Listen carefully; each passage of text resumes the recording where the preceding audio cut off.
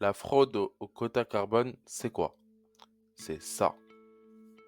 C'est la fraude fiscale la plus importante jamais enregistrée en France en un temps aussi bref. L'escroquerie à la taxe carbone. L'arnaque du siècle, selon la Cour des comptes. Le préjudice, 1,6 milliard d'euros pour la France.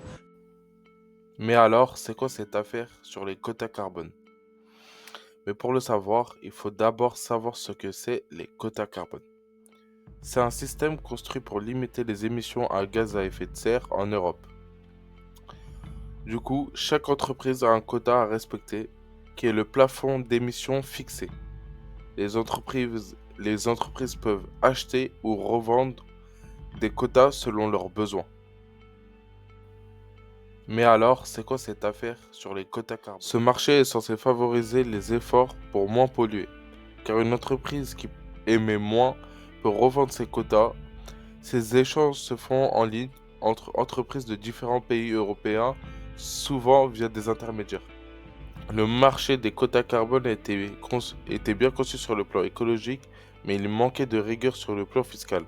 La TVA n'était pas appliquée de manière uniforme dans tous les pays européens, ce qui a créé des failles dans le système. Certains échanges passaient totalement sous le radar des autorités fiscales. Des fraudeurs en ont profité de cette faille. Ils achetaient des quotas carbone sans payer la TVA, puis les revendaient en ajoutant la TVA à leurs clients, mais au lieu de reverser ces taxes à l'État, ils disparaissaient avec l'argent. Résultat de tout ça, ils encaissaient d'énormes sommes en très peu de temps sans laisser de traces. L'absence de contrôle strict a ajouté à la rapidité des échanges en ligne et à la complexité du système européen, a créé un terrain parfait pour les réseaux criminels. Des organisations bien structurées ont monté des sociétés fictives appelées des sociétés écrans, qui n'avaient qu'un seul but, acheter des quotas carbone, les revendre avec TVA, puis disparaître avec l'argent. Cette stratégie a été répétée à grande échelle dans plusieurs pays, sans que les autorités puissent agir à temps. L'ampleur de la fraude était telle que certains l'ont surnommé le scandale, la plus grande arnaque du siècle.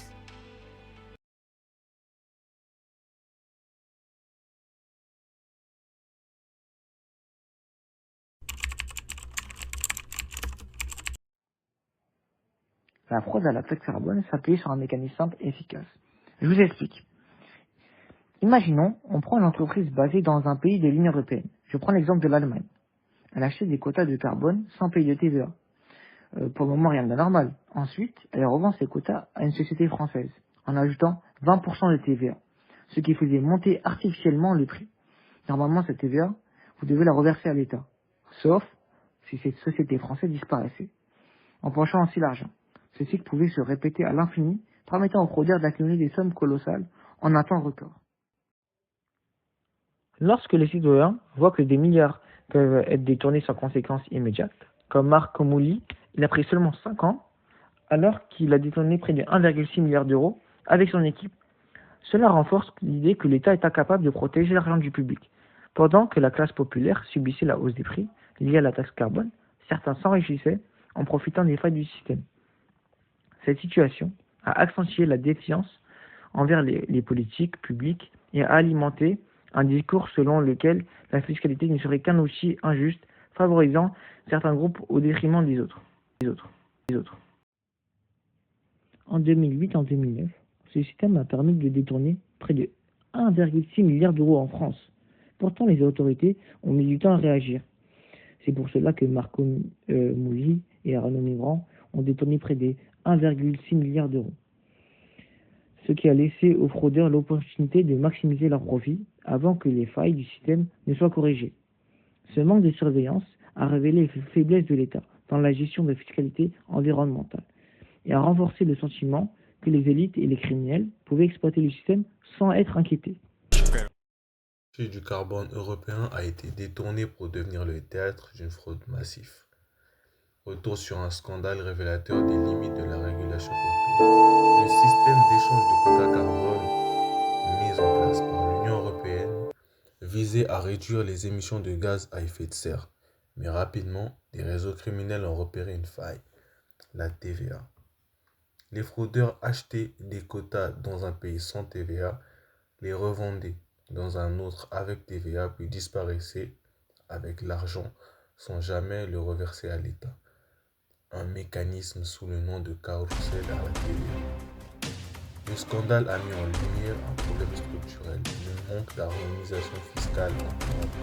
Chaque État membre appliquait ses propres règles sans coordination réelle. Le défaut de coordination a permis aux fraudeurs de manipuler les échanges transfrontaliers sans être détectés à temps. L'Union européenne n'était pas prête à surveiller un tel marché à cette échelle.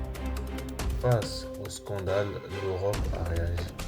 Des réformes ont été engagées, notamment avec l'introduction de l'autoliquidation de la TVA, rendant la fraude plus difficile. Avec ce mécanisme, c'est désormais l'acheteur qui déclare et paye la TVA, ce qui bloque le montage frauduleux, mais est suffisant. Au-delà de la fraude, cette faille systématique, elle a terni la confiance dans les institutions et jeté le doute sur la capacité des États à gérer une transition écologique juste. Le marché du carbone devait aider à sauver la planète. Il a fini par enrichir des criminels pour éviter que cela ne se reproduise. L'Europe doit renforcer sa transparence, sa coopération et sa justice fiscale. Comment concilier écologie, économie et sécurité? Ce scandale nous rappelle qu'une bonne idée mal encadrée peut devenir un vrai danger.